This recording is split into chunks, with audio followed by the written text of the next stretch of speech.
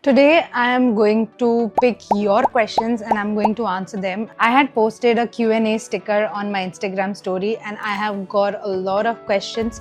So I'm gonna pick and I'm gonna answer them today in this video, so stay tuned. Ashita Padnekar is asking me that is BCA a good option after 12th science? Yes, it is very much a good option, but I would generally recommend to go for a BTech or maybe a bachelor's in computer science because it is more advanced and the curriculum is updated according to today's requirement. Some of the universities do offer BCA with a new curriculum, so you really need to check out which colleges you are planning to apply to and compare the curriculum and then decide if you want to get admission into a BCA program or not. Also, it might not offer the current trending specialization, so that's why I would recommend to go for a bachelor's of computer science over a bachelor's of computer application. Rajrita is asking me, I have done my MA in media and communications, want to do an MBA, any suggestions? So media and communication definitely is one of the very growing field, but to be honest, I would recommend to at least work for maybe 6 months to for a year as a junior editor, junior journalist, so that you can get some exposure. And then when you do a master's program with a specialization in marketing or management, it will add a lot of value to your profile. Also, you can target companies like Forbes, Times of India, Economic Today, Hindustan Times to apply for the internships and for the junior level position.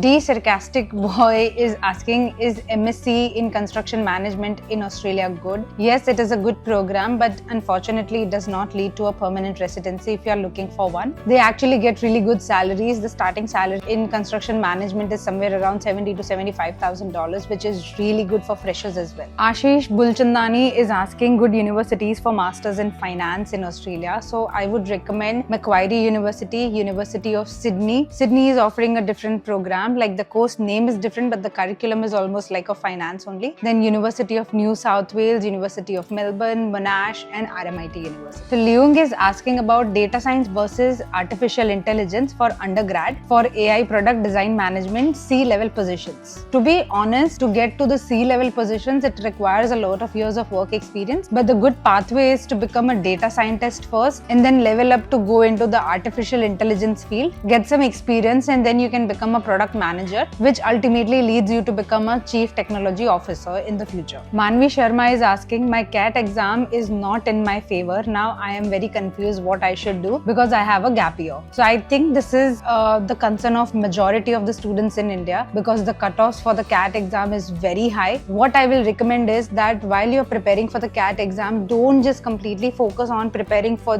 just that exam. Side by side, either get internships or a part-time job so that you don't have a gap on your profile. Now, for those who already have a gap on their profile, I would highly recommend take paid online courses so that you get a certification as well and from the good universities so that your CV can be built up. And then once you have completed those courses and have added the certifications on your profile, then it's time to apply for the internships or the full-time job. Rather than going for a master's program, it's better to try to get some experience. Even if you are not able to find, try to reach out to startup companies and start cold emailing them. And maybe then once you have got a job or an internship side by side, again either prepare for the CAT exam, or if you're planning to study abroad, then you can prepare for GMAT, GRE, IELTS and all. But never do just one thing at a time. Have multiple options together. I know it will be difficult to manage preparing for the entrance exam and doing something side by side, but trust me, having a gap year more than of 6 months, I will not recommend it. So Nayan is asking, masters in marketing, any scope in Australia? Add on, I have experience in sales and marketing. There's a huge scope for marketing people in Australia, but to be honest, it's really difficult to get a job because A, your experience is of some other country. B, you don't really understand the Aussie consumer behavior. So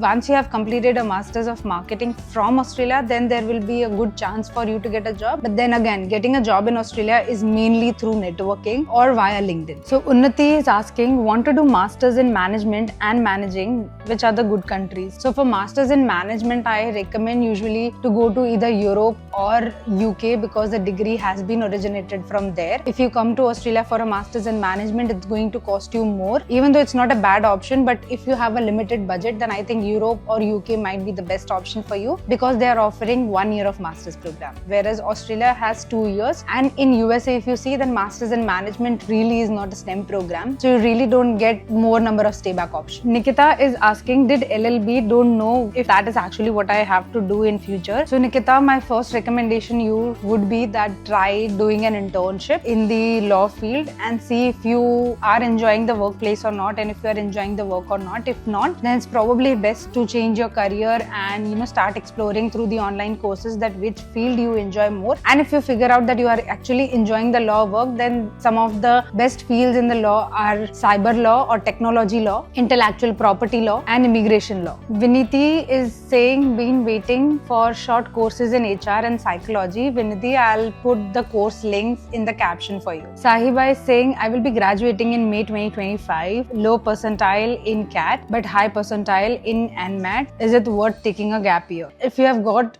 good grades in NMAT and you get selected, then it's worth going to that college. Then it's worth going to NMIMS because they have a pretty decent name and they have a pretty good placements as well. Rather than taking a drop year, I would recommend to go for that. But if you are not sure and if you are aiming for colleges like IIM, then it's definitely better to take a drop. But as I said before, I'll not completely recommend to take a gap year. It's better to do something along with preparing for the entrance exam. Bhavya is saying 3 years of experience as a content writer. Planning for MSc in marketing abroad. Suggest countries. So for marketing, I highly recommend UK because you have 3 years of work experience. Otherwise, normally I don't recommend going to the UK for freshers. But I think for your profile, Europe or Australia or UK would be a better option. Utterly unprecedented is saying how to break into strategy consulting with MSc in business finance, finding jobs in India. Unfortunately, you cannot directly find a job into strategy consulting in India because you have to start with an entry-level job. I feel India is still way behind hiring women or hiring fresh graduates to mid-level positions. You'll have to start with an analyst role only, unfortunately, or look for a role of business analyst. So Jia is asking, in case of weak profile, does going to an average uni make sense to study abroad? Absolutely. It has nothing to do with whether your profile is average or very high profile, because ultimately when you graduate from a university, it's all about networking. Yes, there are some pros and cons of going to the top university. It does not mean that if you go to an average university, then you cannot get a good job. With the right kind of networking, if you are really good at networking and if you connect with a lot of people, I'm sure you will find some of the good opportunities. And I'm speaking from the experience because I haven't graduated from a top 10 business school and I have always been an average student. So just trust on yourself. Ishan is saying 1.5 to 2 years of experience in finance. Would you recommend doing an MBA or a master's in finance? I will honestly recommend to go for a master's of finance because MBA requires minimum 3 years of experience. And if you actually see the university's class profile, then the students who are applying, they have at least 4.5 to 5 years of experience. That means that your profile wouldn't be that strong to get selected. So it's honestly better to go for masters in finance. And later on, when you want to move to the managerial level after 5-6 years of experience, then it's better to do an MBA program at that time. It's me _07 is saying, looking to pursue MSc in UK. Should I go for investment and finance or management and finance? To be honest, management and finance is something that you can learn from the online courses as well, but learning investment and finance from very good faculties who have years of experience will be invaluable. So I would recommend to go for investment and finance program. Nux is asking, want to change my stream after undergrad from architecture to management, what should I do? Nux, honestly,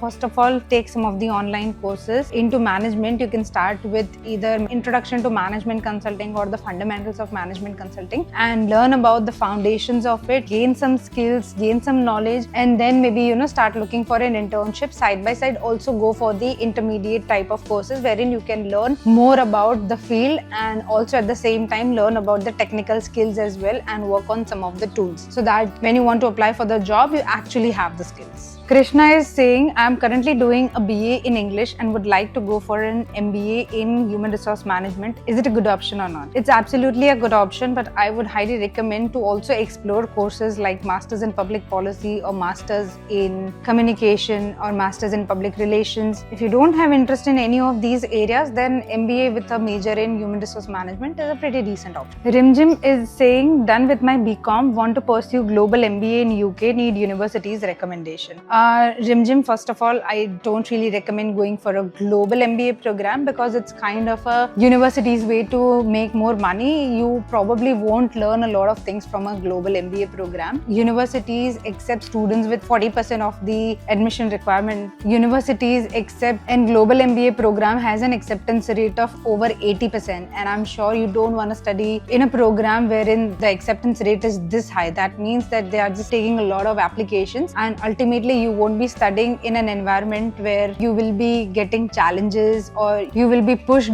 towards bringing the best version of yourself. So I will not recommend this course. So Tripti is saying MBA in business analytics or marketing, which is better? Both are great. If you are someone who likes to analyze the data and who understands what businesses need, then business analytic. But if you are someone who is very good at making strategies, understanding the consumer behavior, can understand the product very nicely, then marketing is your go-to option. Sylvia is saying she did BCA, now regular MBA Delhi or online MBA from NMIMS because of the financial issues. If you have a lot of financial issues, then there is no problem in going for an online program. But I will strongly recommend to do online courses as well, because the online MBA might not just give you the type of curriculum and the knowledge and skills you are looking for. So it's better to take up some of the additional courses that can help you actually develop some of the technical skills. I can link some of the online courses that will help build up your profile. I'll add it in the caption below. So Vasudha is saying, want to go for an MBA in Canada. Should I go for GMAT? If yes, then please tell me why and why not. Okay.